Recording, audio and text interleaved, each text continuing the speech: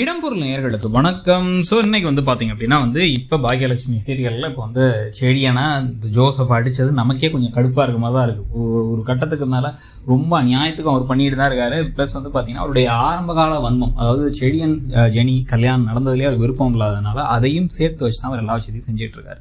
So இப்போ இந்த பிரச்சனையெல்லாம் இருக்கும் பொழுதே இப்போ பார்த்தீங்கன்னா கதையில் இப்போ அடுத்து ஒரு குட்டி ட்விஸ்ட்டாக இப்போ என்ன நடக்குதுன்னா, இப்போ வீட்டில் கொந்தளிச்சு ஈஸ்வரியும் கோபி இன்னொரு முடிவு எடுக்கிறாங்க. எப்பயும் போல இதுங்க ரெண்டு எடுத்த முடிவு பார்த்தா பையனே கேட்காம, நிறைய அப்பா அம்மாக்கள் தான் பிள்ளைங்களே கேட்காம இதுங்களா ஒரு முடிவு எடுத்துவிட்டு அப்புறம் ஏன்டா கேட்கல, எதுக்குடா கேட்கல அப்படின்னு ஃபீல் பண்ண வேண்டியது. இப்போ என்னடா ஆச்சு, எப்படிடா அடிபட்டுச்சு, என்ன நடந்துச்சு அப்படின்னு எல்லாம் கேட்டுட்டு இருக்கும் போதே இனி அற்புதமான ஒரு வேலையை செஞ்சாங்க. பாட்டி, தாத்தா, அப்பா, டேடி அப்படின்னு எல்லாத்தையும் கூப்பிட்டு எல்லாரும் கீழே வாங்க எல்லாத்தையும் கூப்பிட்டு வர. என்னடா ஆச்சு, கீழே விழுந்துட்டியா, போகும்போது எங்கே போனேன் அப்படின்னு கேட்டால் செடியன் வீட்டுக்கு தான், செடியை நாங்கள் ஜெனி வீட்டு தான் போனோம் அப்படின்னு. போகிற வெளில விழுந்துட்டியா, கோபத்தோட போனியா, ஆத்தத்தோட போனியா அப்படின்னு கேட்டால் கடைசியாக என்னாச்சு வாயை திறன்னு சொல்கிறா, நீயாச்சும் சொல்லி துறடா அப்படின்னு. அப்புறம் எழில் அங்கே போய் ஏதோ வாக்குவாதம் நடந்திருக்கு. இவங்க ரெண்டு பேருக்கு மாற்றி இவங்க ஜெனியோட அப்பா இவனும் பேசிகிட்டு இருக்கும் போதே ஜெனியோட அப்பா இவனை அடித்து தள்ளி விட்டாரு. கீழே வந்ததில் அப்படி அடிபட்டுருச்சு, சட்டை கிழிஞ்சிருக்கு, அடிபட்டுருக்கு, இவ்வளோ அடியாக இருக்குது, என்ன நினச்சிட்டு இருக்காருந்தாலும் என்ன நினச்சிட்டு இருக்கான் அப்படின்னா அவ்வளோ தைரியம் ஆகிடுச்சா, இவனெல்லாம் சும்மா விடக்கூடாது அப்படின்னு சொல்லி எல்லாம் மாற்றி பேசினதுக்கப்புறமா என்ன பண்ணுறாங்க, நேராக கால் பண்ணுறாங்க ஜோசஃப்க்கு. கோபி கால் பண்ண அந்த பாருங்க எவ்வளோ பேசினாலும் மனசு மாற மாட்டேனான் அப்படிங்கிறாரு அவர். நீ ஒன்றும் மனசு மாறி கிழிக்க வேணாயா, என் பிள்ளை எப்படியா அடிச்ச, நீ அடிக்கவங்க யாரா தைரியம் கொடுத்தா, என்ன நினச்சிட்டு இருக்க அப்படின்னா, அத்தனை தடவை சொன்னேன் என் வீட்டுக்கு வராதுன்ட்டு, எதுக்கு வேணாம், திருப்பி வந்தால் அடிக்க தான் செய்வேன், உன்னால முடிஞ்சதை பார்த்துக்கோயா என்ன அப்படின்னு. நீ பெரிய ரவுடியா அப்படின்னா, நீ வேணா அவ்வளோ தைரியம் தான் இங்கே நேரில் வா அப்படின்னு சொல்லிட்டு ஃபோனை வச்சுட்டாரு அவர்.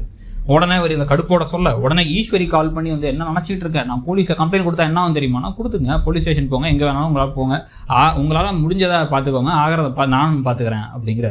அவ்வளோ திமிராயிடுச்சா, நான் வயிறறிஞ்சு சொல்கிறேன் அப்படின்னு ஆரம்பிச்சிட்டாங்க இவங்க ஈஸ்வரி நீ நல்லா இருக்க மாட்டேன், உருப்பட மாட்டேன், குடும்பமே நல்லா இருக்காது அப்படின்ட்டு இந்த மாதிரி எல்லாத்துட்டையும் நம்ம சாவோம், எல்லாத்தையும் சொல்லுவாங்க. இதுக்கு எடுத்தாலும் ராதியா கிட்ட சொல்லியிருக்காங்க, ராதியா அம்மா கிட்ட சொல்லியிருக்காங்க, சின்ன சண்டை வந்தால் வீட்டுக்குள்ளே சொல்லுவாங்க. இந்த மாதிரி பல விஷயங்கள் எல்லாத்தையும் பண்ணுறதுக்காங்க. ஆனால் அவங்க பேசுறது எதுவுமே படிக்கிறது இல்லைங்கிறதுக்கு முக்கியமான காரணமே என்னென்னா, அவங்களுடைய மனசே பல நேரங்களில் சரியில்லைங்கிறது தான்.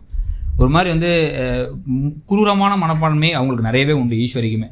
ஸோ இப்போ இதெல்லாம் நடந்துகிட்டு இருக்கும் பொழுது இப்போ ஒன்றும் கோவப்பட்டு இருக்கும்போதே அவசரம் வேணாம், பேனிக் வேணாம், இந்த மாதிரிலாம் பேச வேணாம், கோவப்பட வேணாம்னு பாக்கியா சொன்னால், பாக்கியா நீ ரொம்ப நல்லவளாக இருக்க, ஒன்றம்மா நல்லவளாக இருக்கணுங்கிற அவசியம் எங்களுக்கு இல்லைங்கிறாங்க.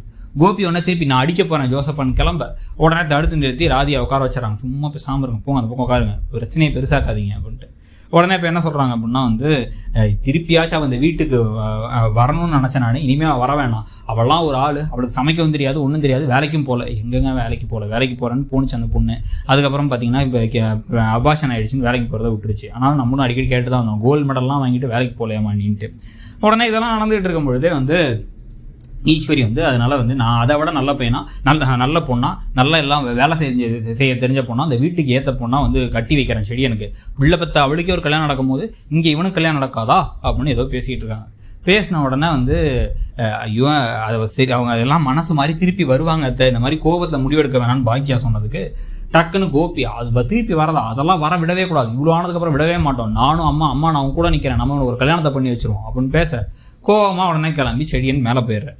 உடனே யாரா நீங்கள் பைத்தியக்காரங்க பிரச்சனையை பெருசாக்குறீங்க, அந்த ஆளுக்கும் அறிவில்லை, உங்களுக்கும் அறிவில்லை அப்படின்னு மனசில் பாக்கியா நினச்சிக்கிட்டு பிள்ளைக்கு என்ன வேணும்னு கேளுங்கடா அப்படின்ட்டு எல்லாம் மேலே போகிறாங்க.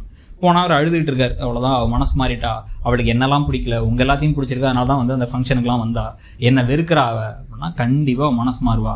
எப்படி நம்ம வீட்டில் கோபத்தில் ஒன்றை கேட்காமலே முடிவெடுக்கிறாங்களோ, உன் மனசு என்னங்கிறது புரிஞ்சுக்கலையோ, அதே மாதிரி தான் அங்கேயும் இருக்கும். அவள் சந்தர்ப்ப சூழ்நிலையெல்லாம் அமைதியாக இருக்கா தவிர அவளால் உன்னை கம்ப்ளீட்டாக விட்டுலாம் போக முடியாது, நீ கவலைப்படாத அப்படின்னு ஒரு அட்வைஸை கொடுத்துட்டு இருக்காங்க. அதோட இன்னைக்கு எபிசோடு முடியுது. ஸோ இன்னைக்கு எபிசோடை பற்றி நீங்கள் நினச்சிங்கிறத சொல்லுங்கள். இல்லை கோபி இந்த வீட்டுக்குள்ளே இருந்துக்கிட்டு அநியாய அட்டூழியங்கள்லாம் பண்ணிட்டு இப்போ வாய்க்காவை திட்டிகிட்டு இருக்காரு, இந்த பக்கம் ஈஸ்வரி திட்டுறாங்க, இதெல்லாம் பற்றி உங்கள் கருத்து என்னங்கிறத சொல்லுங்கள். தேங்க்யூ. இடம்பொருள் நேயர்களுக்கு வணக்கம். ஸோ இன்னைக்கு பார்த்தீங்க அப்படின்னா இப்போ பாக்யலட்சுமி